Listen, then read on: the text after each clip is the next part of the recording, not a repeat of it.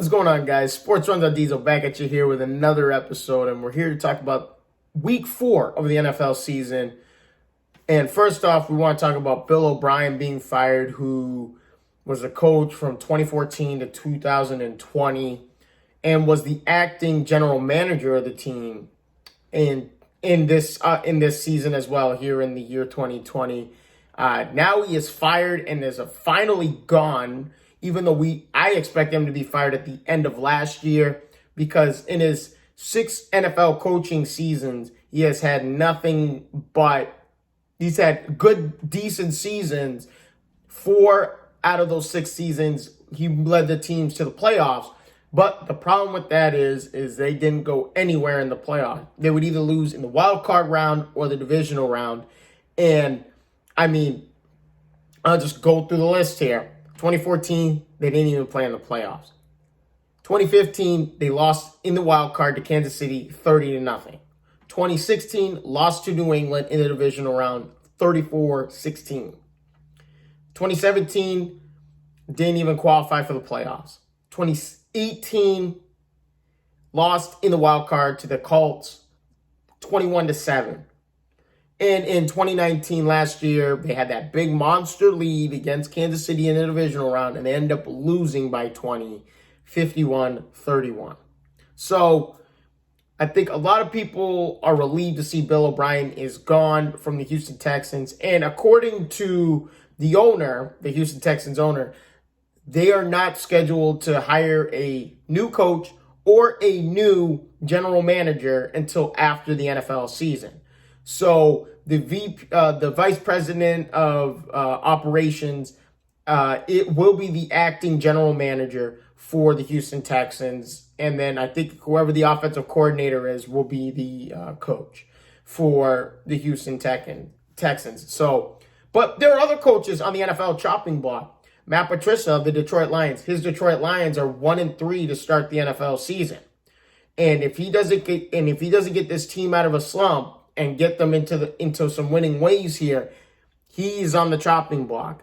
And he hasn't particularly had a few good seasons as well. He hasn't had any good seasons as well as Bill O'Brien has as an NFL coach. And we know Matt Patricia of being the defensive guru of the New England Patriots and all those years that they won the Super Bowls and et cetera, et cetera, et cetera. I could go on. Moving on from the coaches being fired, the Cowboys are 1-3, guys. Like, what in the world is going on with the Dallas Cowboys? And obviously, we know their defense is not doing well at all. They've given up 40 points, 35 plus points, 2 out of their first 3 games. Their defense is not as good as it used to be a couple years ago, where they were top 5 defense, rushing and passing. They don't have those same players anymore. Offensively, they have a great offense. They are top 5 offense. Dak Prescott leads the league with almost 1,700 passing yards in the first 4 weeks of the NFL season. 9 touchdowns, 3 interceptions. He passed for 502 yards, 4 touchdowns last week against Cleveland, and they still lost. And that just shows you that Dallas's defense is not a good defense right now.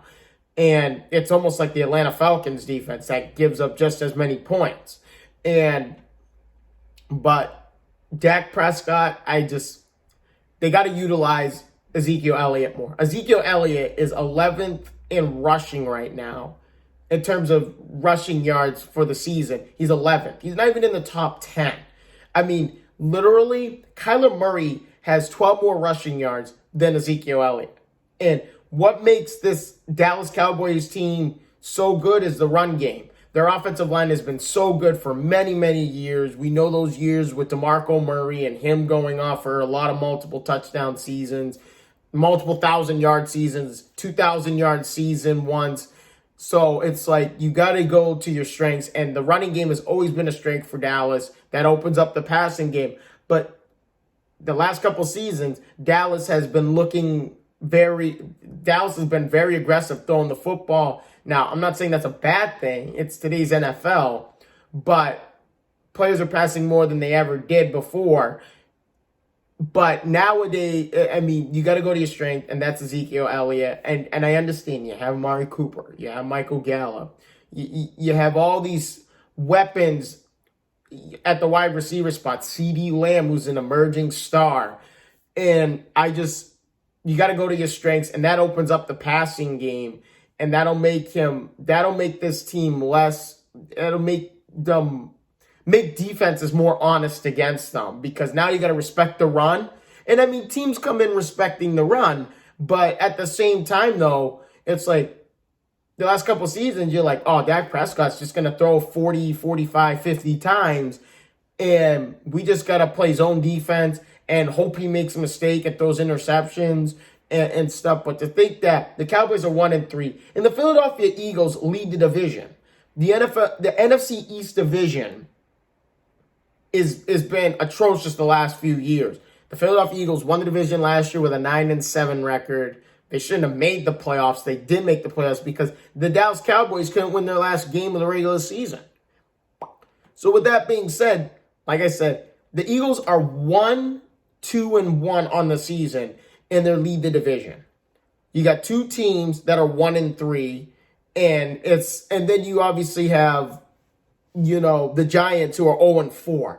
Don't care about them, because I don't think they're going to come even close to winning the division. But at the same time, though, all the Giants have to do is win a few games, and they have the division lead. It's crazy, but I don't see the Giants winning the division because of the loss of Saquon Barkley, who was a huge key contributor to the rush game and to the offense as a whole for the Giants. But to think that the Eagles lead the division after 4 games with that record, pitiful, absolutely pitiful. Like, that division shouldn't even be in the league anymore. Like, they need to throw those teams in a different division, because I'm sick and tired of looking at every year you look at these divisions, and that division always seems to have the worst record. Like, teams come out of there with losing records and make the playoffs. So I'm done talking about the NFC East. Not forever, but other NFL news, we obviously know Brady goes off for the 5 touchdown passes. If you're a fantasy football player, keep your eye on Scotty Miller, because Scotty Miller is that slot receiver like Julian Edelman was in New England, or is in New England. And Scotty Miller's been getting a lot of touches and a lot of targets in the last 2 games. And, there's an upside to Scotty Miller. And if you see him on the waiver wire, I would not hesitate on trying to pick him up, because you never know. You never know. He could go off like Edelman goes off every single week. So keep that in mind. There's so much news I could talk about in the NFL. I mean, obviously, there's the whole MVP conversation. Prescott's throwing crazy numbers, throwing yard-wise, but he's not even on the best team in the league. You got Josh Allen, Russell Wilson, Aaron Rodgers. All 3 of those teams are undefeated. And actually, you could throw Mahomes in there. Those 4 teams are all undefeated. But Josh Allen is on pace to throw for over 5,000 yards and to throw for 48 touchdowns. He's on pace for that right now. And he's rushed for 3 touchdowns, too. Let's not forget about him being a dual-threat quarterback and using his legs. We got Russell Wilson. You guys know my case about Russell Wilson after week 2, and even after week 3, I've talked about Russell Wilson constantly. Aaron Rodgers, you could throw him in the conversation. 13 touchdowns, no interceptions. Mahomes, 11 touchdowns, no interceptions. This, I think, right now is the MVP list right now. I'm not even going to put Prescott in there, because until that team starts winning football games, then I'll throw him in there. But there's a lot to talk about in the NFL. And obviously, I mean, I don't even know who's going to win the AFC North division. I mean, to be honest, the Pittsburgh Steelers are leading that division right now. They're undefeated, obviously, because of the COVID thing between them and the Tennessee Titans. They did not play this week. They made last week their bye week. So they're back playing this week. And but you got Baltimore and Cleveland right behind them at 3-1. I think Cleveland has played exceptional. And obviously against not a really good Dallas defense, but I mean, it was so good to see Odell Beckham Jr. go off, rush for a touchdown, and it was like a 49-yard rushing touchdown. I mean, the guy was so far back behind the line of scrimmage. He was like 12 yards behind the line of scrimmage, and he took it to the house. Then you had the trick play with Jarvis Landry throwing to him for 37, 38 yards, and then Baker Mayfield threw one to him as well. So Odell Beckham Jr. with three total touchdowns. I like what Cleveland's doing offensively and defensively. Myles Garrett had a field day last week against back in his hometown in Dallas. I like what Cleveland's doing. Cleveland has a chance to win this division. Obviously, Baltimore has a chance to win this division. Pittsburgh Steelers, their defense has been phenomenal so far this season. They're 3-0. We'll see what happens coming up in the upcoming weeks, because as the week progresses, we'll find out who is going to win this division ultimately.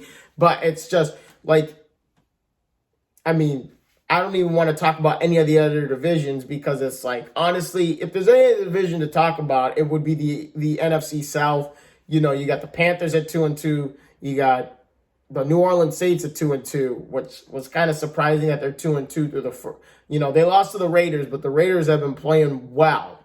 The Vegas Raiders have been playing well the first 4 games of the season, and believe it or not, they're 2-2. And then you got Tampa Bay at 3-1. But I'm telling you, Tom Brady gets into a rhythm with these players, these offensive weapons. Obviously, Godwin's been out with injuries. Michael Evans pushed through. And Michael Evans, I think, still caught for over 100 yards in week 4 against the Chargers. So there's a lot to talk about in the NFL, but that is all I have for you guys right now. Stay tuned for more videos coming up. Obviously, I'm going to be talking about Game 5 of the NBA Finals. That is Friday night. Obviously, Thursday night, we have the Tampa Bay Bucks, Brady and the Buccaneers against the Nick Foles and the 3-1 Chicago Bears, who are absolutely right behind the Packers in that division. We could talk about them, but I think the Packers are going to ultimately win this division. I'm shocked at the Vikings being 1-3 on the season, but there's a lot more football left to be played throughout the regular season, so we will see what happens. But thank you guys so much for your time. I will talk to you guys all in the next one. Deuces.